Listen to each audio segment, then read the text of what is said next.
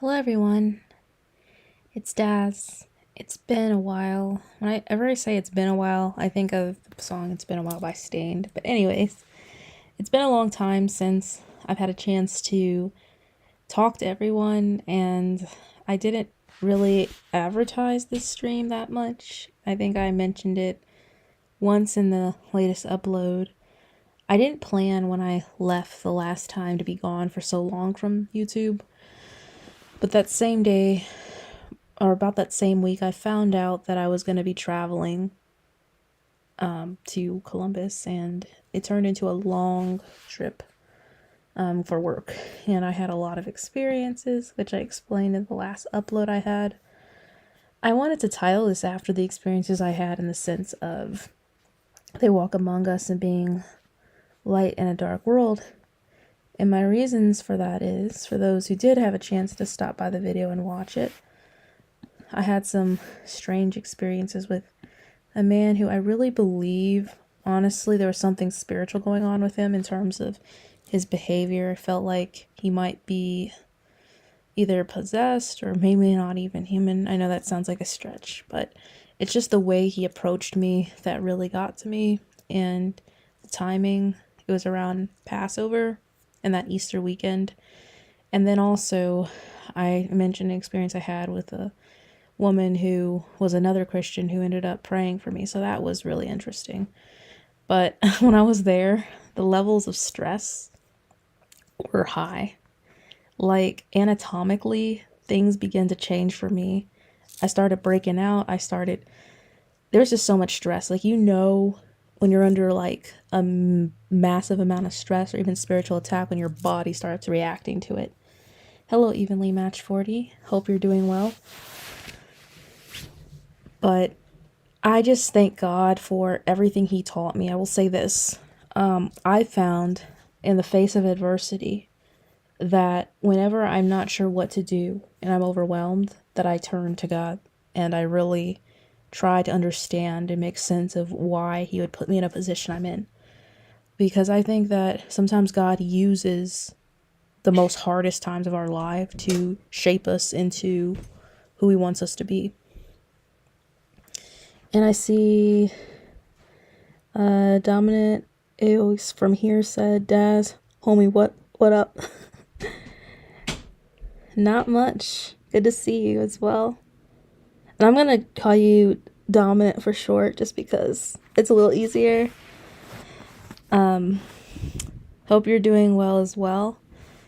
But yeah, I'm not gonna lie to you guys, like, I honestly a lot of times wanted to quit.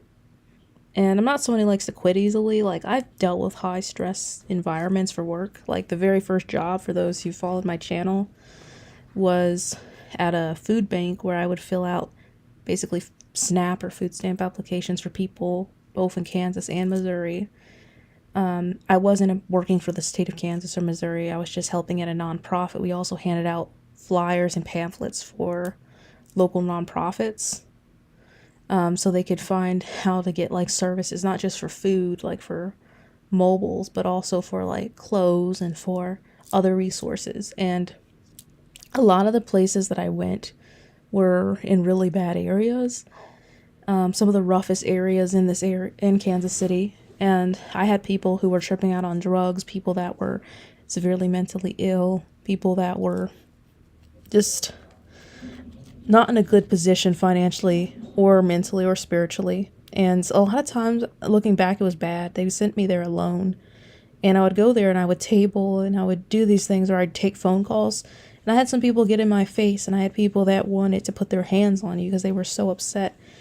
And even with all of that stress I dealt with in my early to mid 20s, and then even like I did other customer service jobs, or I had people who were very impatient. Something about teaching a class and just having people walk in a room and feeling that dark energy and then feeling it leave once they leave is on a whole nother level. But I felt like when I was there too, there were a lot of weird things that happened. Like, when I first went to the airport, my mom took me, and I can remember, like, when I found out I was going to go, my heart sunk because I really wanted to stay home. I just come back from Baltimore, and I found out I was having to go there. And I can remember when I got there, because it was cold that morning, I was shaking. And I was so cold. And part of it was fear, part of it was cold. And I remember I couldn't breathe. So I had to have her, like, she had to help me, like, count and breathe.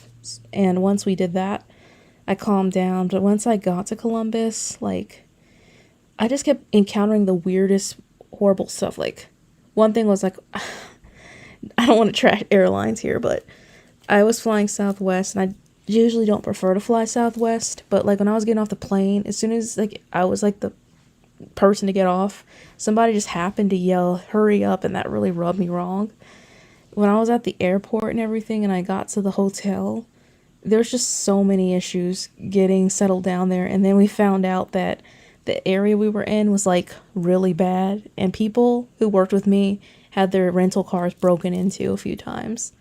One of the site leads, she one morning came out to her car, and there was a man sitting in her car, and he lunged at her, so she had to get the hotel manager, and they warned us not to stay at the hotels in that area. And she stayed at the same hotel I stayed at. And the irony was, that night I had left my car unlocked, not because I believe in leaving my car unlocked, but because I couldn't get the lock button to work on the rental car that I had. So a lot of that was going on. And then, like, so the second night, so my very first night teaching, I had this necklace, and I forgot, like, the necklace when I was taking it off. It went into, like, the surge, and it started this, like, mini little fire, and, like, all the sparks flew in my face. I was on a video chat, like, I literally dropped my phone screaming because all these sparks flew in my face.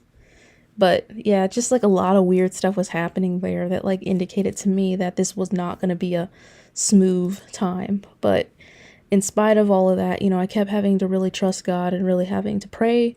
And a lot of times I feel like I was really ill-equipped in terms of being prepared for this. But yet, it's just one of those things, like, you learn to trust God and kind of roll with it. I made this joke, but when I was in college, I took acting class because I've always had an interest in, like, theater and acting. And I thought it would be good for my shyness, because I'm a very big introvert. And I was always joking that acting class came in handy for this job, because when you're a teacher, anyone who's a teacher, I don't know if anyone is listening who's a teacher or who has taught, it is stressful. It's a lot of emotional labor, as we call it. Emotional labor is a term where you emotionally have to cater to the needs of others. It doesn't matter how bad of a day you had, you're responsible emotionally for others. Like, I know that sounds bad and backwards, but, like, you have to be able to balance what's in your head with what's going on around you. You have to be able to manage a room of people. Sometimes people walk in the room already hostile, and you have to somehow deal with those flames that are being fanned at you. Like, you have to really be assertive. And I'm gonna be honest with you guys, I'm mostly a passive person, but in that month that I was there, I had to learn to really become a little more aggressive, and that was hard sometimes. But all of that was happening, and then the very first proctor or co-facilitator, or basically your teacher that helps you, she ended up having to go home because of a family emergency. Like, her mother died. It was awful. She took the phone call while I was proctoring her class, and then it just felt like a lot of weird stuff just kept happening while I was there. But, I really saw a lot of growth inwardly and outwardly, but it also left a really bad taste in my mouth. Again, not at Ohio, but even, like, the last week I was there, I was supposed to be the co-facilitator or proctor for a class, and then the lady that was supposed to lead it, she happened to get sick, and she was sick for the whole week conveniently and couldn't make it out there. So I had to take over everything, and she didn't even tell me. I found this out because the site lead reached out to me, which I thought was kind of rude. Like, she could have individually told me instead of leaving me hanging like that. And so the people they gave me to help me were people who had no experience in the subject that I was teaching, and I was super rusty in it. So I was having to really rely on old memory and trying to, like, cram practice things in. And when I was doing those classes and everything, of course, a lot of the people were kind of hostile. And when I went to reach out to our little subject matter experts that we were supposed to rely on for help, one of them snapped at me, like, literally told me over a simple question that I asked, like, this is the most basic workflow. How are we supposed to have our clients unlearn if our trainers can't understand the basics. And it was like the rudest comment to make. And unfortunately, when it crossed my screen and when the people I was trying to help who were already having difficulties with saw that, they ran with it. Like, it felt like being in high school where, like you walk in a room and people are gossiping about you. That's what it became because of how, like, all these people knew each other that we were teaching. So they would come in with these bad expectations about me and the girl that was helping me facilitate the class, and I would literally have to deal with like rumors, except these were like middle-aged adults acting like this. So that didn't leave a good mark in my mouth either, taste in my mouth for even my company when you have people like that treating you like that. But yeah, that was a lot. But now that I'm back at home and I've had more time to reflect on everything, I just think about how good God is. Like, some of those situations are the kind that could get you, like, fired if you're not careful. Dominic said, I believe a good bit of us are sensitive to other people's energies, but if we don't dissociate our very own from there, especially if we're already going through our own situations in life, that could be a very bad combination. Exactly, yeah. Like, it's just crazy to me, like, how, because again, like I said, a lot of these people were gossiping about us before coming in, basically hearing horrible stories and then having to come in and deal with other people's rumors that these people believed. And that in its own way, like, I'm not saying some of them wouldn't have been like troubled without hearing the rumors, but they brought really negative energy in. And I really had to learn to focus on what I was trying to get, like the goal I was trying to accomplish, and also being that light. Like, if you're truly tapping into being that light, being that person who trusts God, you have to be able to overcome like a room of darkness, no matter how hard it is. And especially since I was the teacher who had to make call all the shots, like, I really had to not let it get to me. And some people would like say horrible, really snide remarks, but I had to be able to like ignore that and keep going. And I had to remember, like, this wasn't my fight. Perpetuant said, good night, nurses. Hey, Perpetuant, how are you? It's funny you say good night, nurses, because I'm thinking about how a lot of the people I taught were nurses, providers, pharmacists, pharmacist techs, as well as, yeah, I think I named all the professions. But yes, like, really having to overcome that, and really stay focused on what it is that you're trying to accomplish is so important. Basically, I would say it was a lot of grounding, because when you ground yourself, you start to think about how you really just have to not lose sight of why you're there and the purpose you came for. But it helps when you add faith in with grounding, because then you realize it's not even your battle to fight, it's God's. So, but I'm not gonna lie, guys, like, I don't get mad that easily. Like, I honestly don't take things personally, but sometimes people will really throw personal darts, and I could actually feel my face getting hot with anger. Like, I was so glad I had a mask on. But I had to remember, like, don't let this get to you. But kind of going to that guy I was telling you guys about, who was very strange, that came in that Friday, I'm just going to recap the story just because it was just so bizarre. This guy who came in, it was like the Friday of Easter, so it was on Good Friday. I'd never seen this person before, even though he claimed to be another trainer. I literally saw him walking outside the window of the room I was teaching from, and I was 3 floors up, so I'm like 3 stories up. I see this guy who's very well dressed walking around in the forest, and he's kicking his legs around like he's a little kid. And then suddenly it's like he notices someone watching him, and he looks up in my direction. I think, oh my God, did he see me from the 3rd story? Well, literally like 10 minutes later, the door is opening slowly, and here is this man cracking it, and he's like, hi. But the way he says it is like, hi, in this really weird voice, and his eyes are popping out of his head. And I'm thinking to myself, okay, this is getting really strange.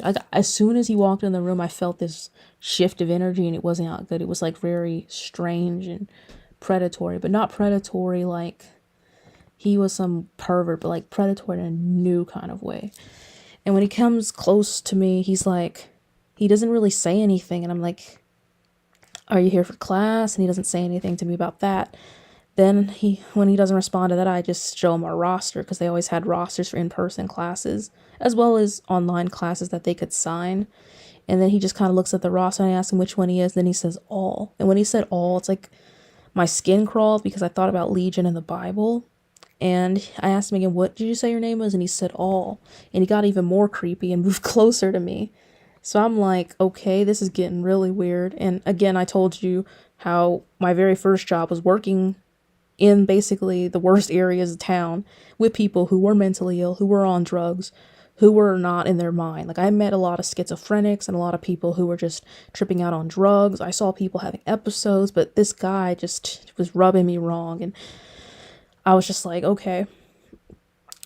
He's like, I want to eat lunch with you, because I told him, like, class didn't start till 1, so there was going to be a lunch break. And so he said he wanted to eat, and I said, oh, there's a cafeteria out there. He's like, I want to stay here and eat with you. And he started to move towards, like, my salad I brought, and I was getting really creeped out, so I stood up to, like, leave, and then he kind of motioned toward me and said, stay with me. And when he said stay with me, I got so uncomfortable. I was like, I started to grab my phone, because I was going to text the site leads and tell them, hey, there's this weird guy in the room. And that's when he claims he was pranking me, but it's just his intent was so off. I ran into him on a Tuesday after that, and he literally came up to me, put his hand on my shoulder and said hi again in that creepy voice, and said, don't be afraid, I'm your friend. And that day that he did that to me was like the worst day I had in class with pharmacists and stuff. It was awful. Perpetuant said, I'm well. God bless everyone. Hello, Spirit Faith in Time. Spirit Faith in Time said, I'm being mind controlled, MK Ultra. Yeah, I can pray for you about that. I'm sorry to hear you're being mind controlled. And Dominid said, oh, hi. No, it's seriously, guys, I wish I could show you. His eyes were like, hi. And I know it sounds funny, but it was not funny. It was awful. Stay with me. Yes, it was just when I think about the whole ordeal, it still gives me chills. It's comical to hear, but it was really awful.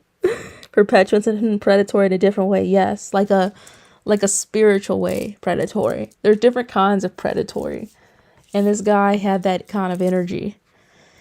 And just, I was literally like, by the time my time was coming to a close, and I was like, I just need to get on the first plane back to Kansas City. I don't care. Just put me on the plane. And the funny part is, I was supposed to get home at 10:30. I was supposed to fly from Columbus to St. Louis to Kansas City. I was going to miss my flight, so they had to reroute me to Florida, Orlando, Florida, which is way out of the way. So I had to fly all the way across the country again. And I ended up getting home around 2:01 a.m. Spirit Faith in Times is the evil demons attacks. It is, yeah, as far as the mind control MK Ultra working, and then even just, yeah, those attacks. Evenly Match 40 said hi. Oh my god, guys, if you would have just said hi, what was freaky to me, and maybe other people don't see it this way, is how can someone be outside of your window 3 stories down, and then like within 5 to 10 minutes be outside your door, know exactly which door to open to say hi to you? Like, I found that really bizarre. Dominant said, whoa, mind control ain't no joke. It definitely is no joke. It's something else. I literally felt like in those moments I was on a horror film. I was like, this is awful. Like, I had some weird experiences when I was like 19 or 20 years old, when I used to shadow in hospitals, where like I came across people who acted like they were possessed. Like, I don't know if I ever told this story. I probably did in the early days of YouTube, but once I was shadowing at a hospital and I went to the cafeteria for lunch, or it might have been after the surgeries were over, because I would have to wait for my mom to pick me up. And there was this guy there, and he was acting really weird, and I made eye contact with him, and he literally started pointing to his booth, and it was like he was muttering under his breath, and he was like, get over here. And I was like, what the heck? Like, I hope I'm just imagining this. And then I like looked over again, and he literally lifted up his like pant leg, like, and showed me his shin, and he had a skull on. He was pointing at it. I was like, So I just looked away. Like, that was weird, really weird. So I've had some strange experiences with people. Like I said, when I used to have a lot of, like, I had a lady once, when this is when I was doing the nonprofit work. Actually, it was actually when I was volunteering one day at a soup kitchen. This lady, out of nowhere, she yells at the air. She rips this banana in half. She bangs it on a table. She yells, "Shut up, you effing," and I'm not gonna say that the word after it, but it rhymes with maggot. And she was like acting violent. I was like, "Oh, I've seen some things, but something about that guy's energy was just so off." Evenly matched for, he said hi, and he put the eyes. That's how my eyes, like that emoji you have in the chat, that's how I felt the way I was looking at him. Like, I was looking at him like just like that. No bueno. Spirit Faith in Times said effects to PTSD. And yeah, it could be effects too with PTSD with that. It's one thing I'll say is,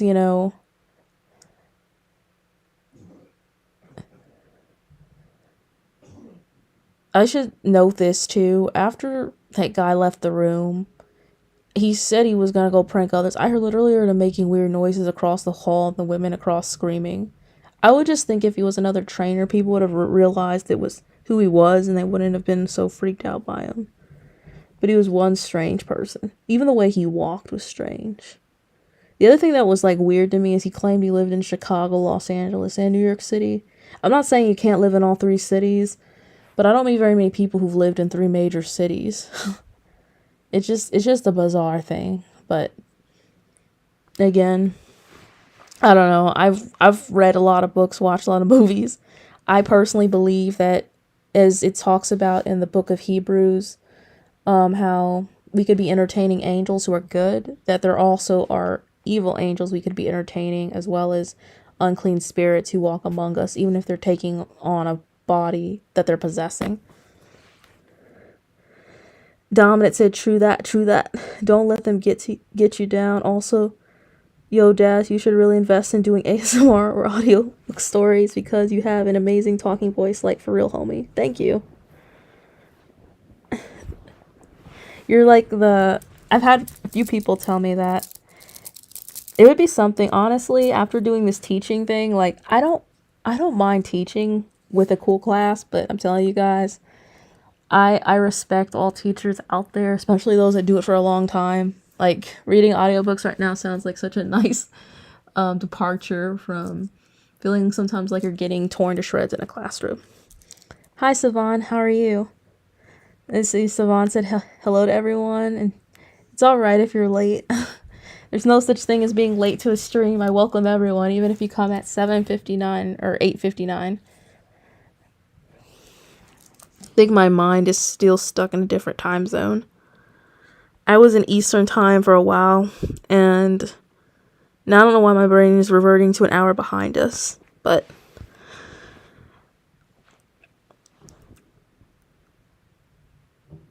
I'll also say this. I feel like God was talking through a lot of signs to me there. Like, I literally was on the road, and I got behind this car, and it had the date, well, it said Feb, F-E-B 2, and all I could think was February 2nd. Like, God, what are you trying to tell me about February 2nd? And automatically my mind defaulted to 2020, but it could have been any February 2nd, to be honest with you. When I was leaving Columbus that morning, a receipt was on the floor, and I picked it up, and it was a receipt from 1/10 of 2020. And it was from Beeville, Texas. Now, Beeville, Texas is where I lived at that time, because I was working on a project down there. And it's a little small town north of Corpus Christi, south of San Antonio. And there's really nothing out there but Walmart, which the Walmart was the place to be out there. And that's probably where I was to get that receipt. But I just remembered at that time how I had just really was seeking God and really trusting him, and he was revealing a lot to me. I feel like I was going through like kind of a spiritual purge at that point. So when I saw that receipt and I remembered that time frame, it just felt like God speaking to me about, my time in Columbus and everything. But I looked at a lot of things as ways that God was speaking or trying to get my attention.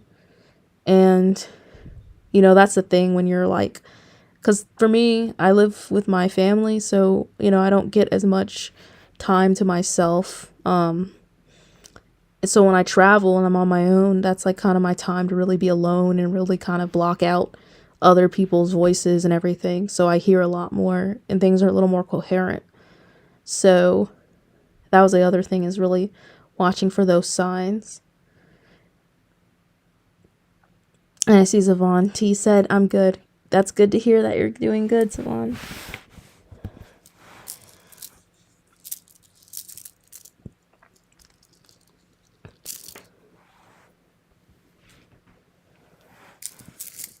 But yeah, God really will speak to us and meet us where we are, no matter what the circumstances are. If we just seek him out. I think about that scripture, it talks about knocking, at the door and everything. Like it's amazing how we can encounter God when we have a heart of seeking him. And just how he'll talk to us and give us answers. There's like so many ways God can speak to us. For me, I find sometimes signs are ways he speaks to us. But I also feel like I said, the devil tries to send signs and messengers too, like that guy I mentioned earlier.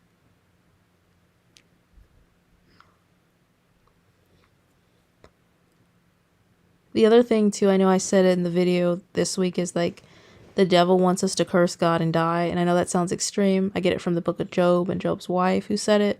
And of course she was saying this from a place of probably being frustrated because, it wasn't just him losing everything, but she saw their kids die too, and everything, basically that they love go up in flames. So she probably was frustrated, talking from a place of anger and of depression. But really, that's what Satan wants for us, is to curse God and die. He wants us to be so overwhelmed with all these stresses of the world, the cares of the world, maybe past trauma, anger, resentment, so that we give up on God, give up on ourselves, and basically do give in, whether we die of, because everybody's going to die one day. But a lot of times when people are filled with really negative emotions, it actually hastens their death, because when you're filled with negative emotions, you tend not to take care of yourself. You tend to eat poorly. You tend to sleep poorly. You tend to just carry a lot of negative weight on you, which actually can hasten your death. And you might even be more reckless with what you do. You might drive recklessly. You might drink recklessly. You might eat recklessly. You might sleep recklessly. And essentially, you're killing yourself whether you know it or not. And if you're not even like on the right trajectory, it's like death and then the second death. So, devil loves more than anything to turn a person who once had faith, who once had hope, into a hopeless, angry, bitter person. So that was the other thing, kind of in talking about energy in the room and even teaching. I noticed that if I wasn't careful, especially if things were getting heated and I was surrounded by a lot of negativity, because it's not always like, oh, you have one bad apple. Sometimes you get a whole batch of bad apples in a room. Like the whole class or most of the class is really negative. You can feel like a negative energy transference trying to happen to you. But when you learn to be filled with light, filled with basically the love of God, because God is love. And I don't mean love for bad things, because love isn't just, I'm just going to hug you and say everything is okay. Love is also being firm in what's right. You actually will be able to overpower even a room of darkness, because light outshines darkness. But you can't let that negative energy transfer to you. But it can be hard sometimes. Spirit, Faith, and End Time said, I visit Casio to forgetting trauma. I was raised in Freemasonry. And may I ask, Spirit, faith, and end times. Is being raised in Freemasonry a reason why you've had a lot of trauma and PTSD? Hi, Scotty boy, how are you? So he said, hello, Daz, chatters. Spirit, faith, end time said, Daz, do you visit a church? So I did visit church in Ohio. I don't have a consistent church I go to. I actually considered trying to find another church to go to. It's been a long time since I've been a part of like a regular church body. Before Ohio, probably the last time I went to church was in Sacramento, California.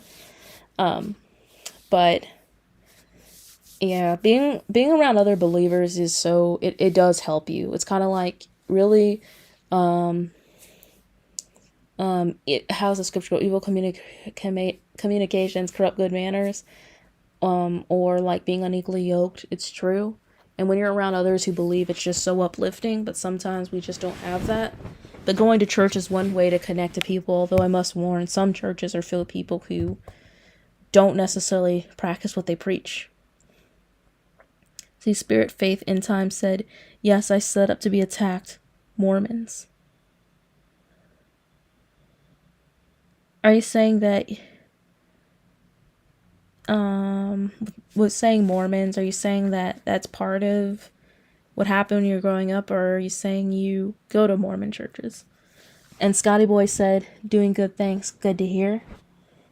And Spirit, Faith, and End Times is in the UK. I love when you guys tell me where you're located, because I know a lot of you listen in the middle of the night from the UK. I know Perpetuant listens in from Barbados. And, of course, we have people from the Midwest, East, and West Coast here. So it's always cool to see, like, we all come together and chat every Thursday when there's a chance at chat. But yeah, unfortunately, sometimes you get a church and not everyone in there, including the pastor, is doing the right thing. Speaking of that, you guys reminded me when I was in Ohio, it's probably because I was going through some terrible times, that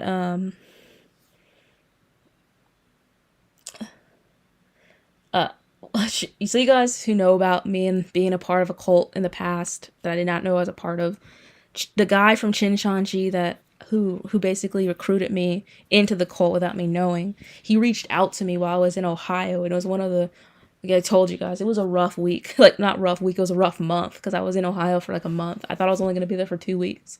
Then I got told I had to stay an extra 2 weeks. But he reached out to me and he's like, you should come back to Bible study and everything. We could find you some classes. And I just thought it was like the devil to try to get me sucked back into this cult. Because the devil always comes to you at your weakest, whether it's coming through that old friend that you used to hang out with that old cult, with that old ex, whatever. The old addiction. He tries to get you when you're down. Scotty Boy said Fresno, California. Oh, nice. Good to hear. I have memories when I lived in Sacramento. I took a train down to Los Angeles and then San Diego, and then I took the train back up. And I remember stopping, like the train driver stopping in Fresno. Spirit, Faith, and End Time said I witnessed abuse. Oh, and you said you were raised in Mormons. Got you. Thank you for clarifying that. And I'm sorry that you were raised like in an abusive situation growing up Mormon. And Mike Helm said Clear Lake, California. Oh, nice. I like how we have both you and Scotty Boy are from California, the West Coast. I know California has a lot of mixed reviews because of the fires and the high prices and the homelessness, and a lot of people associate with Hollywood and Silicon Valley. But I think the land there is beautiful when it's not on fire, despite all the politics and everything. And I see Scotty Boy said, I remember that chat a few months back. Yeah, there's so much I talk about in different chats and in my mind with everything that happens, especially when you have to hop from place to place. Your mind starts to muddle a little bit. And Mike Helm said, I'm quiet.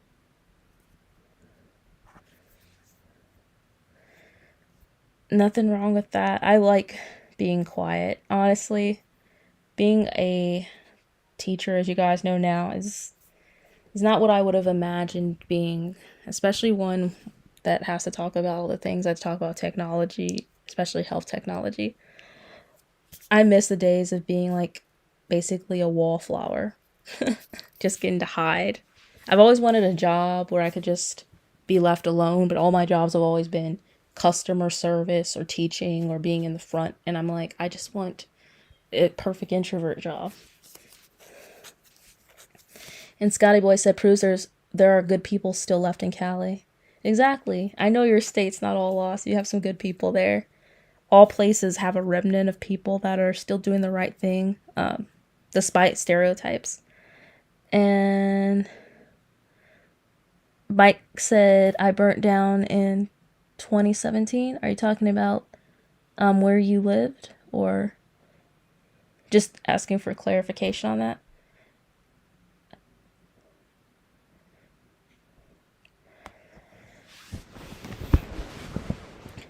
But yeah, there's definitely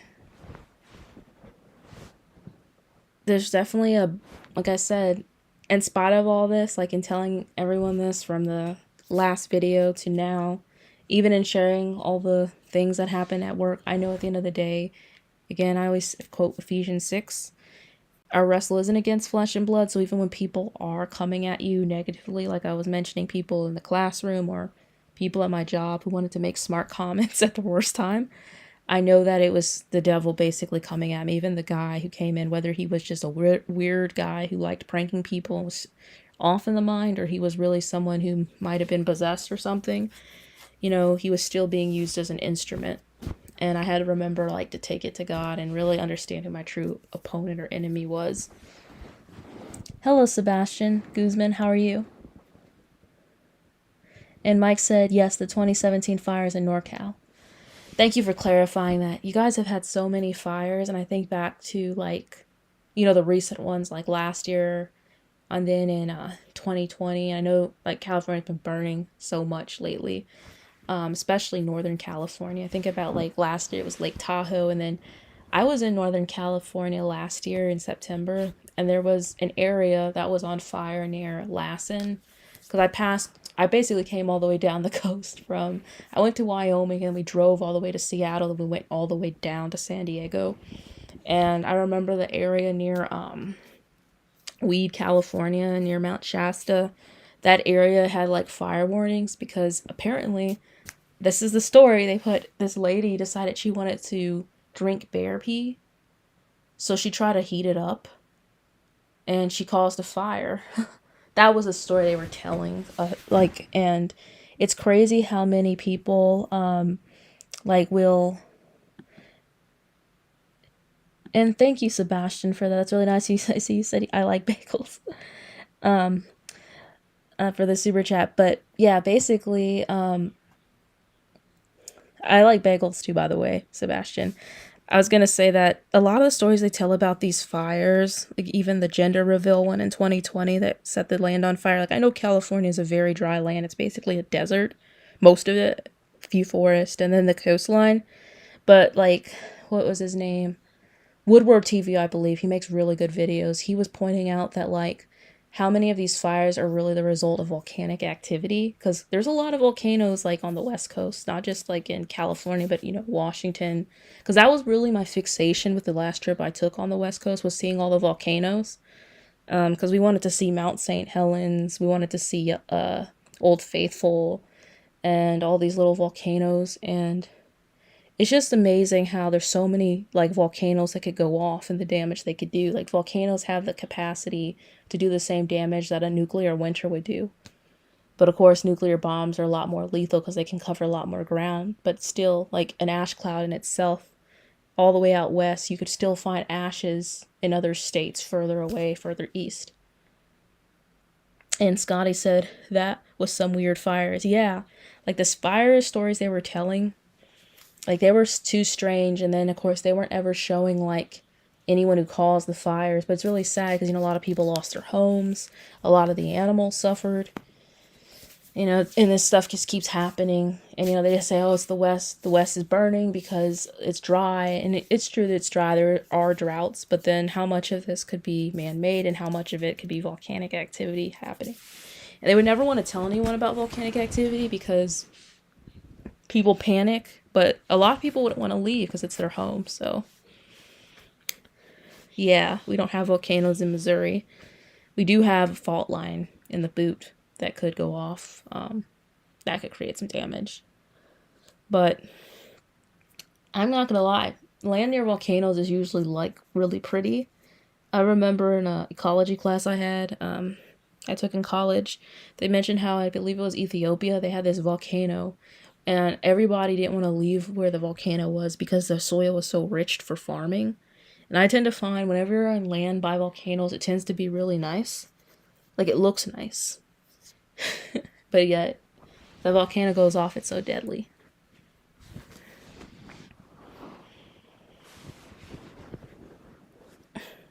I think too about how with Yellowstone they always underplay that one too. Like always underplay the Old Faithful volcano. They're always like, it could go off and it could create all these problems, but it's not gonna go off probably for another gazillion years because we've been saying this. There was actually a movie made by Canadians. I don't know if anyone's ever heard of it. It's on YouTube. It's free. It's about Yellowstone's volcano going off, and basically how it shows how they cover it up when the scientists keep lying. I forget who the guy is who always is reporting on Yellowstone and always downplaying it.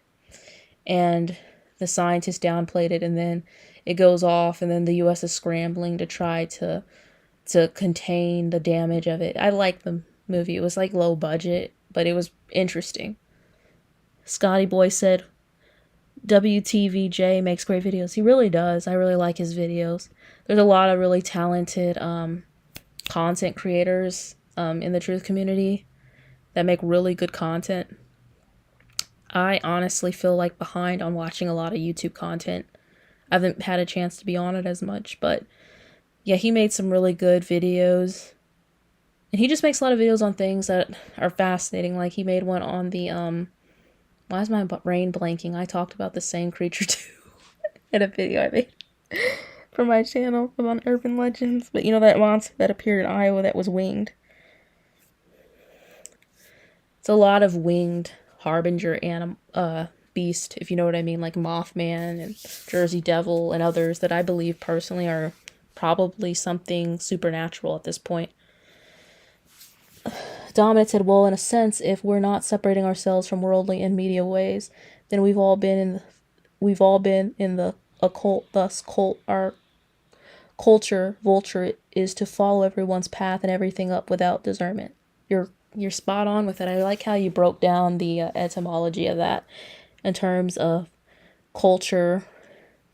But yeah, you're right. Like so many people, I think the hardest part is as of the human experience, especially in today's age, because I know I'm talking from an American perspective. I know some of you guys are from the UK and other parts of the world, but especially America is so individualistic. Like, I don't know if anyone here listening is from Canada, but when I was staying in Ohio, I decided I just needed to get out of Ohio. So I took a plane to Buffalo, and then I went to Niagara Falls, and I walked into Niagara Falls, Canada. And I'm telling you, like, when I crossed the bridge, I just felt like a shift of energy. And I felt like the way Canada is different than the US. Like, the US is so independent. Like, I'm saying there, but the US, everyone, it's like every man and woman for themselves. People don't care about anyone but themselves. The thing that keeps anyone in America, for the most part, who's not really sold to God is really it's money. It's all about money. And unfortunately, even though everyone is so individualistic and me, people are still yet tied together by that cult of culture. I like how you put that, Dominant. Scotty Boy said, they showed house burned to the ground with trees untouched all around. That's crazy how homes burned but not the trees. Like, How's a whole home burned down? It almost sounds like a hit. Hello, misdemeanor. Misdemeanor said, how do you handle men flirting with you on your lives that have wives and then message you privately on Facebook? Oh, thank you for that question. So, as far as men flirting with you on your lives that have wives and then message you privately on Facebook, as far as that experience goes, so I have had people before flirt with me on lives. Not very often, and I'm glad for that. I think personally it's because that's another reason I don't really like to be on camera. Just because I feel like it's nice to kind of have people focus in on what you're saying. As far as people flirting on lives then messaging me on Facebook, I don't really. I have had people reach out to me on Facebook who like are from YouTube, but it hasn't been that much. And usually when it is the case, as far as I know, I'm not sure if they're married or not, but they're not necessarily reaching out for reasons of flirting. So I haven't really had to deal with that. If I did know someone had a wife and they were reaching out to me privately in that way, I would definitely approach it with caution. But then again, I approach every interaction with caution, whether someone claims that they're single and they've never been married, or they claim that they are married. I just think I try to approach everything in a professional way, like you would at work. Like if I was at my job and someone inboxed me and was flirting with me at work, that would be deemed inappropriate if, they were using their Teams chat or email to do that. So I kind of see it the same way as YouTube. But that is a good question. I would just say if I was in that case, let's say it did happen now because I said it hasn't happened, I would just nicely tell them, hey, I want to keep this professional, or I know you're married and, I want to respect your marriage and your wife. Please don't. I would try not to entertain it because I don't want to do what I would not want done to me. And I don't like people hurting people like that, whether they're aware because they know that this person's notorious for doing it or not. But good question. Savon T said, in the early 2000s, I was camping at Mount St. Helens, and I got home, and a few days later, it ended up. I saw a YouTube poured out that the fires were not crossing the Canadian border. Kind of suspect. LOL. Oh, really, Savon? That is so cool that you went camping there and then it erupted. Like, it's not cool for the people or the animals there, but it's just like one of those things. Like, Mount St. Helens is beautiful. Like, I just want to say that. Like, I have a story in itself. When I went to Mount St. Helens, I went on like the worst road you could go on. Anyone who lives in your mountains knows that like there's certain roads that are not made to really drive, or if you drive them, you should have a four-wheel drive, like an all-wheel drive, a four-wheel drive, and you should also it's a single car. I thought I was going on a decent road, and by the time I was on there, I was in the middle of the mountain. Sometimes it was hard to fit the little Toyota Camry I was riding on around it, and I literally encountered a couple times where there were cars coming the opposite direction, but by the grace of God, it was at the points where two cars were able to cross. I looked up this road. It was F26 or Forest 26, and they warned it's a bad road to drive. It's closed during the winters. It has tons of potholes, which it did. Parts of it are unpaved. It was definitely unpaved. And yeah, it was horrible. I think it was around Mount Margaret, but I drove that road, and man, that was scary. The reason I ended up on that terrible road, because most people who go to Mount St. Helens, they go through this main road from the south. I came through it because I went from Rainier to St. Helens, and it put me on some weird back road. There's a term called death by GPS, where people follow the GPS off a cliff. And I believe that wholeheartedly because I felt like that GPS was trying to lead me to the edge of a cliff. Thank God it didn't, but I literally felt like my GPS was leading me to the slaughter on that road because there were times where like I could feel parts of the wheel were coming off the mountainside. It was yeah. Anyways, you're bringing back memories. You're bringing back a lot of memories with that. And then as far as YouTube reporting about the fires not reaching Canada, the Canadian border, that is suspicious to me as well. Like, how is the fire intelligent enough to know, okay, this is the end of America. Let me just quit burning. Hello, Maze. How are you? Maze said, good evening, Daz. Good evening to you. Scotty said right, wrong, place, wrong time. Right? Dominant said right. Tell those glad dirtbags zip it up and keep whatever junk they got in their pants. Right? I mean, yeah, it's like, I mean, I don't know about you, but personally, I don't think, I personally don't think, well, you know, like I said, to me, I don't like to say YouTube is like a business because then it makes it sound all like fake, but in a way, you have to treat it like a business and not mix it together. Like, even from a non-YouTube perspective, people who tend to get involved with their coworkers tend to regret it. Let's put it that way. It's just not a good combination. Savon said, oh my gosh, the roads were crazy, just a straight drop down, right? Yeah, they're so narrow. Like, I honestly used to complain about city roads with tons of potholes, or sometimes, like, you know, because I live in Missouri, so I'm between, like, city and country, where you get on those, like, gravel, unpaved roads. But imagine unpaved and potholes, but on the side of a narrow mountain with drop-offs, where if you drop off, you're dead, basically. Goodbye. That's the kind of roads, like, that's the kind of road I rode on for Forest 26. And you can look up Forest 26. It's, the comments are, like, funny to me because it's like, I honestly was praying the whole time through. And the funny part is, I was driving, I wasn't alone, I was with my family, and that happened to be the time I took the wheel, and I had been kind of sleepy. But my mom couldn't drive it because she was afraid of heights, and my brother was tired, so I was the one driving. And yeah, I remember hitting like one of those major potholes there, and I had this coffee and it spilled all over my sister because it's just like, you know, it just your wheel goes in. And the thing about it was, if you drove too slow into a pothole, you'd get stuck on the side of a mountain, which is the last thing you want. But if you drove too fast, you basically risked going around a corner too quickly and veering off. You had to be precise, and that was difficult. Savon said, I think I must have been on that same road. LOL, it was terrifying. I bet. Yeah, I'm so glad I met someone who knows. Like, Savon, I'm just happy you told me that. Because honestly, it's one of those things where somebody's never been on it. It's just, it's awful. Like, it's honestly like, man, I almost died.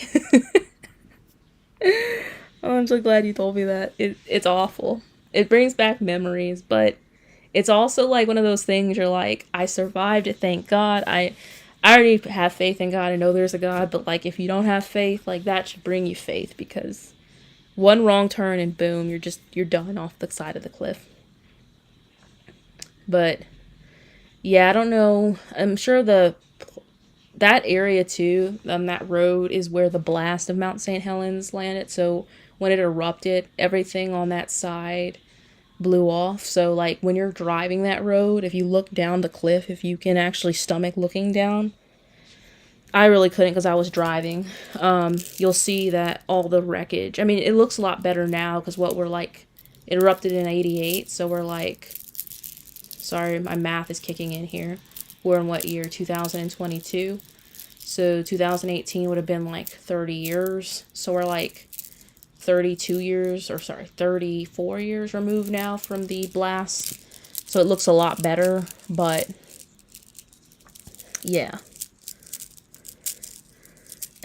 Dominant said, whoa, the GPS off a cliff situation kind of reminds me of the Pokemon Go pandemic events that took place a while back. What happened with those? Don't tell me people were like following Pokemon Go off of cliffs or killing themselves by chasing imaginary Pokemon. But honestly, I could see it. Like, sometimes I think, not to sound like paranoid here, but there are people who hack people and they just kill them through doing that. And how's anyone going to prove that this individual's homicidal? They can just say they didn't know how to follow directions off a cliff. May says, being light and darkness can be anyone. It's true. It can be. I didn't realize this because I was just so happy talking, but we are coming to the top of the hour. I'll go ahead and take prayer requests in the next couple of minutes. Pray. If no one gives me any requests, I'm still going to say a general prayer. And then we'll have last comments. Time flies when you're having fun, literally.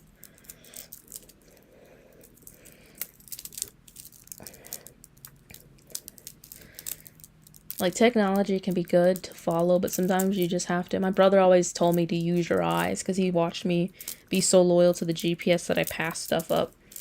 And I've learned to use my eyes a lot while driving and traveling because sometimes the GPS doesn't always tell you the most accurate thing. Like, when I was driving to the monument, it told me I was going to the Mount St. Helens Monument. It didn't take me there. It took me to Donnybrook, which is on top of a mountain, and it was just like the middle of the mountain. That was it. And if I would have kept going, I would have gotten to the highest point that I could go to before you're not allowed to go up any further. So yeah, the GPS sometimes, I believe, just takes you some random places. I see Savant said, prayer request, my husband is starting a new job. Could you pray for our financial stability? Yes, I can pray for your financial stability, Savant, and for your husband's new job as well. I'll wait another minute and see if anyone has any prayer requests, and then I'll go ahead and get started.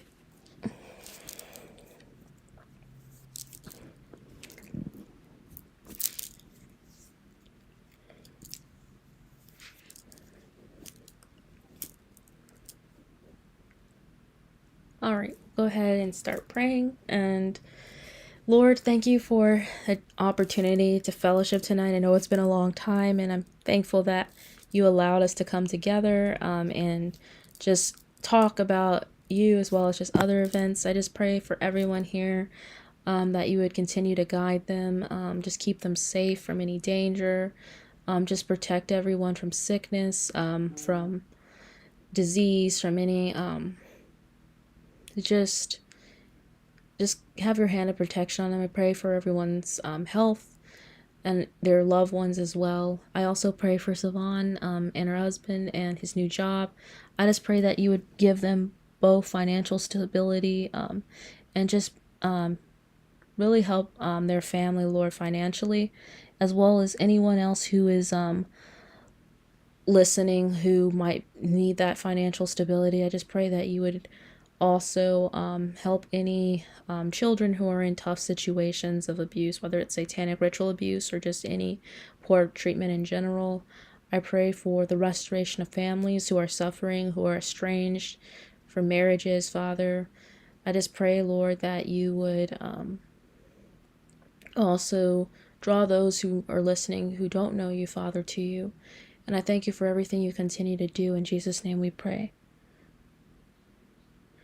And Father, I also pray for, I just saw Dominant's comment here, to have more mental, physical, and spiritual discernment and love in general for others and genuine peace.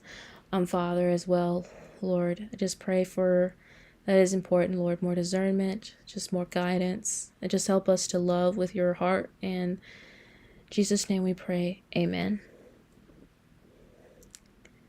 And I see May said, will you be posting on Twitter now that Musk bought it? Good question. I mean, I could make a new Twitter. I actually, the reason my old Twitter is gone too is because I deactivated it and then I forgot about it and then it just completely went away. But, sure, why not? I can make another Twitter again. It might be helpful for people knowing when videos are being posted outside of YouTube, because right now I got rid of my Facebook page for this channel and I had gotten rid of my Twitter page, but I might go ahead and bring another one back. We'll see. That's interesting in itself. Oh, he said mental, I mean LOL. I was like, well, I know maybe metals, it's okay. I'm sorry. I took that word for word. Dominant. And I see Savon said, amen, thank you. You're welcome. And thanks, Savon. It was, I'm happy that everyone who came, and anyone who listened who didn't, write in the chat as well. It was a good show. I was happy to be back. I didn't know how many people would come to it because, like I said, I don't have a Facebook page or a Twitter anymore, or really any outside way of telling everyone, and I've been really bad about posting on the community chat. So thank you everyone again. Next Thursday, another live stream is planned at the same time, 8 p.m. to 9 p.m. Central Standard Time. So I look forward to talking to everyone then. Dominic said it's okay. Hope everyone has a good rest of their evening, whether it's the middle of the morning for you in the UK or elsewhere, or it's only like, for those of you in California, 7 p.m., or it's 10 p.m. for you on the East Coast. So enjoy the rest of your night, everyone. Take care, and God bless.